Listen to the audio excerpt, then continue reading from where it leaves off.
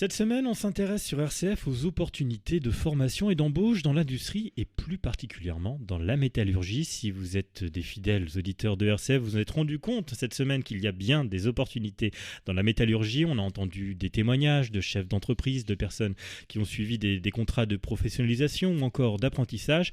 Aujourd'hui, pour ce dernier rendez-vous de la semaine, avec vous, Laura Thirion et Cindy Bonnat, bonjour. Bonjour. On va évoquer des suites de parcours. Je rappelle que vous êtes chargé de projet pour le GEC Indus Lorraine.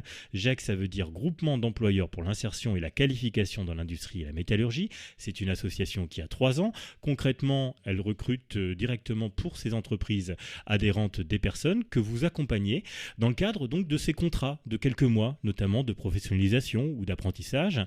Et on va évoquer aujourd'hui la suite de ces parcours parce que ce n'est pas une fin en soi, un contrat de professionnalisation.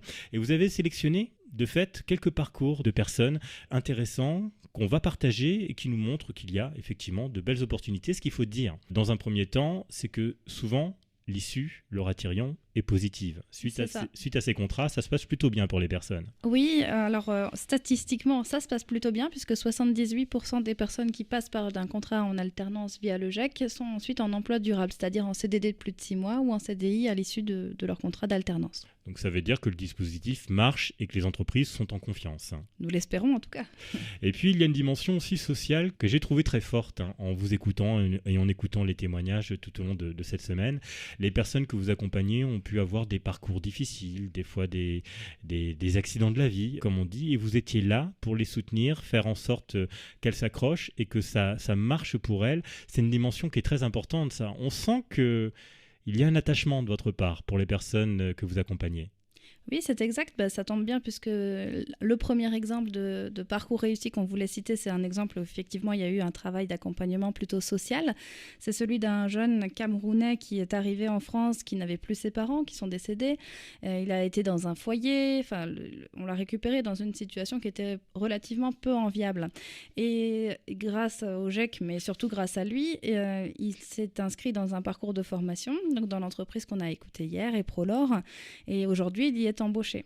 Donc, grâce à ce contrat de professionnalisation, il est aujourd'hui en CDI et une bonne partie de ses problèmes ont pu être réglés grâce à ça. Ce que nous disait Claudine Richalet, justement, la directrice de la société Eprolor, c'est intéressant, c'est qu'ils aimeraient bien avoir le temps d'accompagner leurs salariés, leurs personnes en formation, mais concrètement, ils ne l'ont pas. Dans le flux de production au quotidien, chacun vaque à ses occupations, à sa tâche, et on ne peut pas avoir cette dimension d'accompagnement.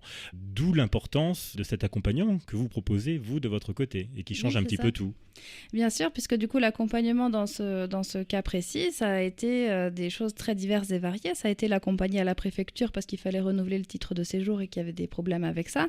Donc, c'est déjà quelque chose qu'une entreprise ne peut pas prendre le temps de faire puisqu'ils ont des problèmes, des contraintes de production, évidemment. Et on a aussi aidé à des choses beaucoup plus basiques. Par exemple, le déménagement, comment se passe une caution en France, comment on va dans une agence immobilière en France, comment on s'inscrit au permis de conduire.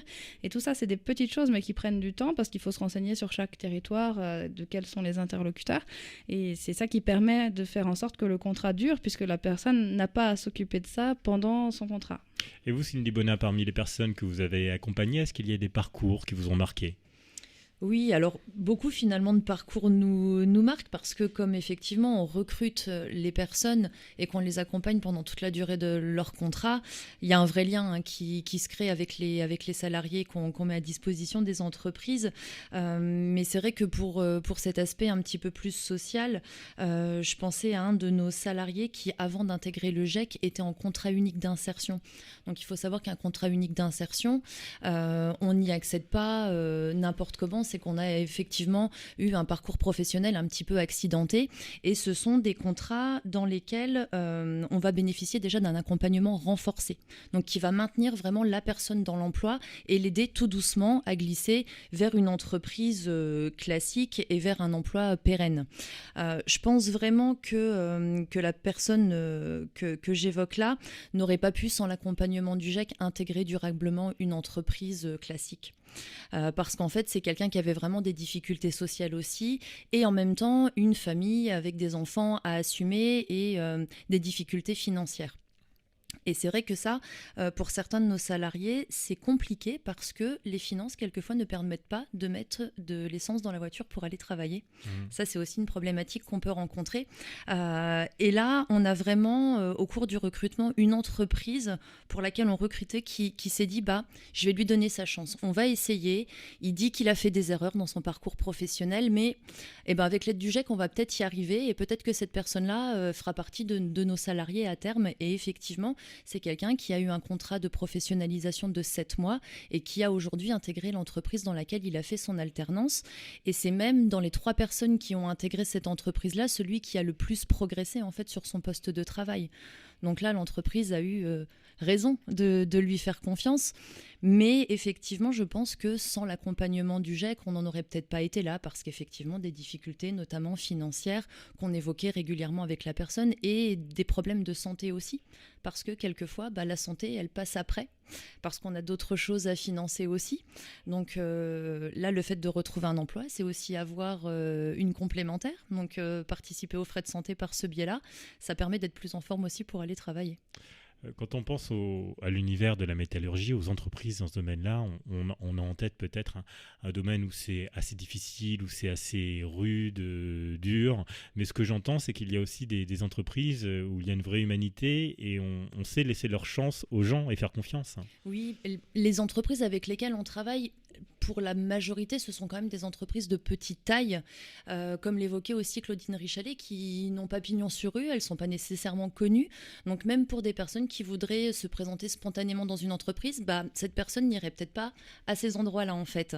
Et du coup, face à ces difficultés de recrutement et au fait que les candidats ne se présentent pas comme ça spontanément, les entreprises vont se dire parfois, et en tout cas c'est le cas de beaucoup d'entreprises avec lesquelles on travaille, nos méthodes de recrutement, celles qu'on a utilisées jusqu'à aujourd'hui, ne fonctionnent pas ou plus. Donc il y a peut-être un autre moyen de recruter, peut-être par le biais de contrats en alternance avec effectivement des profils qu'on n'aurait pas recrutés. Mais là, les entreprises se sentent aussi soutenues, comme les salariés, d'avoir l'accompagnement du GIEC. On se demande parfois où est passée notre industrie en Lorraine et pourtant, il y a des difficultés à recruter. Il y a des opportunités actuellement dans le domaine de l'industrie, de la métallurgie et les entreprises ne trouvent pas les candidats potentiels. Oui, alors pour plusieurs raisons. Alors il y a effectivement certainement un problème d'image. On l'a évoqué tout au long de la semaine des différents métiers et du secteur d'activité. Ça, c'est déjà une première chose. Il y a également le fait que de moins en moins de formations existent. Il y a des sessions, par exemple, dans l'usinage, dans l'éducation nationale, qui ferment faute de candidats. Donc, c'est un petit peu le serpent qui se mord la queue aussi. Et puis, il y a tout simplement des métiers pour lesquels il n'existe pas de formation dans l'éducation nationale. Donc là, on n'a pas vraiment d'autre choix que de monter des cursus de formation dédiés avec des organismes de formation de la branche. Laura Thirion, un autre exemple de parcours intéressant de personnes que vous avez suivies au sein de votre association ? Oui, je voulais revenir sur deux parcours de soudeurs, en l'occurrence. Alors, il y en a un qui était avant facteur et l'autre qui était avant moniteur dans une salle de sport. Donc, je voulais dire par là que les deux se sont reconvertis, effectivement, et qu'ils ont trouvé une nouvelle passion, un métier qui les intéresse et surtout un métier porteur. Mais pour de vrai, ça les intéresse vraiment ? Je crois, en tout cas, ils le disent. Non, mais il n'y avait pas de malice dans ma question. Mais c'est intéressant de savoir que ce genre de métier qui, a priori, ne fait pas rêver, on peut finalement y trouver un réel intérêt parce que sans doute que la tâche, le métier demande une certaine précision, une expertise qui rend le tout intéressant au quotidien. Oui, la soudure, c'est un métier très intéressant parce que, alors oui, il y a une certaine dextérité, il y a une précision à avoir, mais aussi, il y a surtout beaucoup de procédés. Il y a beaucoup de matériaux à connaître, il y a beaucoup de choses à connaître et finalement c'est un métier, on entend souvent que c'est manuel, mais il faut quand même avoir les idées claires sur le matériel qu'on utilise et sur la technique qu'on utilise pour le faire bien. Donc c'est un métier qui va demander à la fois une implication manuelle mais aussi intellectuelle et je pense que c'est pour ça qu'il est aussi passionnant. Donc cet ancien facteur et cet ancien moniteur sont désormais soudeurs, ils ont fait ce contrat de professionnalisation et désormais sont salariés. Et maintenant, ils sont dans notre groupement d'employeurs en CDD en attendant une embauche. Très bien. Un dernier exemple, peut-être, Cindy Bonnat ? Alors, moi, j'ai un exemple aussi d'un de nos salariés qui est aussi devenu soudeur industriel. Mais c'est effectivement ce qu'évoquait Laura. C'est une personne, en fait, qui souhaitait avoir un métier qui soit manuel, mais pas uniquement. Et c'est vrai que dans le métier de soudeur, on va retrouver aussi le côté, il faut effectivement réfléchir avant d'agir. Et en plus, les métiers, que ce soit soudeur, quelquefois dans les intitulés de poste, on peut aussi avoir assembleur au plan, chaudronnier. Tout ça, ça fait partie un peu, ça regroupe un petit peu les mêmes techniques. Et du coup, ça permet vraiment d'avoir des métiers vers lesquels après on peut diversifier finalement son activité et changer même d'entreprise si on le souhaite finalement assez facilement. Et toujours être formé et toujours apprendre en fait dans ces métiers-là. Et du coup, le salarié que je voulais évoquer cherchait effectivement un métier qui reste manuel, mais pas seulement. Et il avait une idée en fait de ce qu'était la soudure. Et finalement, il m'a dit, je me suis rendu compte que quand j'ai intégré le contrat de professionnalisation, que c'était pas tout à fait l'image que j'en avais, parce que lui, il voyait des soudeurs sur des grosses structures métalliques à l'extérieur, et finalement, il s'est retrouvé à travailler dans un atelier, donc à faire des assemblages, mais en atelier, de structures plus petites que ce qu'il aurait imaginé.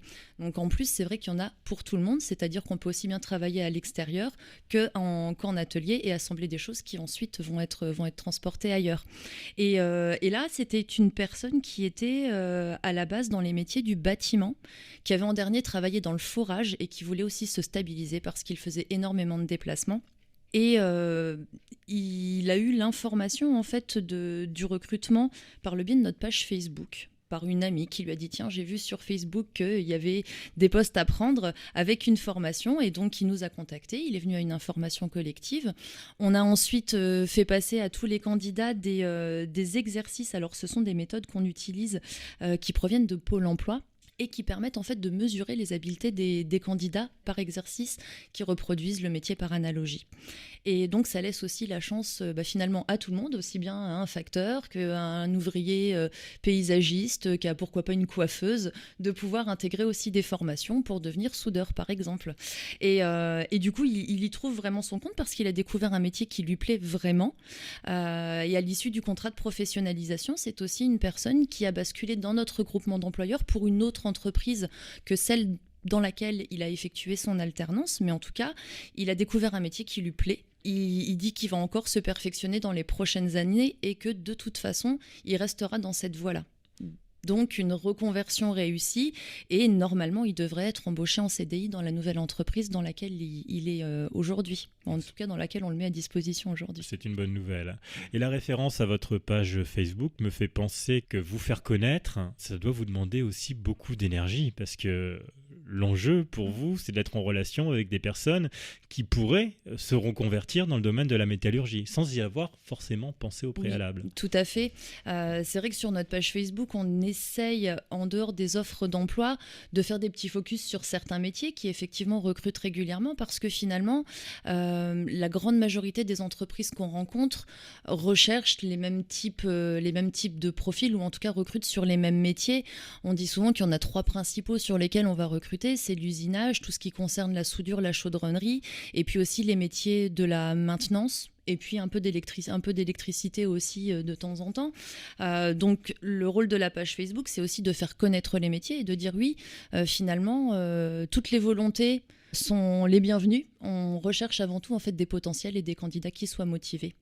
D'autant plus qu'on peut faire des périodes d'immersion en entreprise avant de débuter les contrats, c'est-à-dire qu'on ne va pas lancer des personnes qui ne connaissent pas du tout le métier dans un contrat avec le risque que ça ne lui convienne pas. Donc on sécurise même avant le contrat bien les choses pour que la personne puisse s'épanouir et que l'entreprise y trouve aussi son compte. Enfin, rappelez-nous, combien d'entreprises adhérentes actuellement en Lorraine ? 32. 32 entreprises, et vous avez eu l'occasion d'accompagner déjà des dizaines et des dizaines de personnes, et on peut vous contacter notamment via votre antenne Lorraine qui se trouve à Metz, 4 rue Paul Logevin, et je me permets de donner votre numéro de téléphone, c'est le 03 87 78 78 44, et donc on retrouve le GEC Indus Lorraine sur Facebook, vous l'avez dit avec une petite précision, GEC c'est G-E-I. Merci Laura Thirion, merci Cindy Bonnat, vous êtes toutes deux chargées de projet GEC Indus Lorraine. Merci.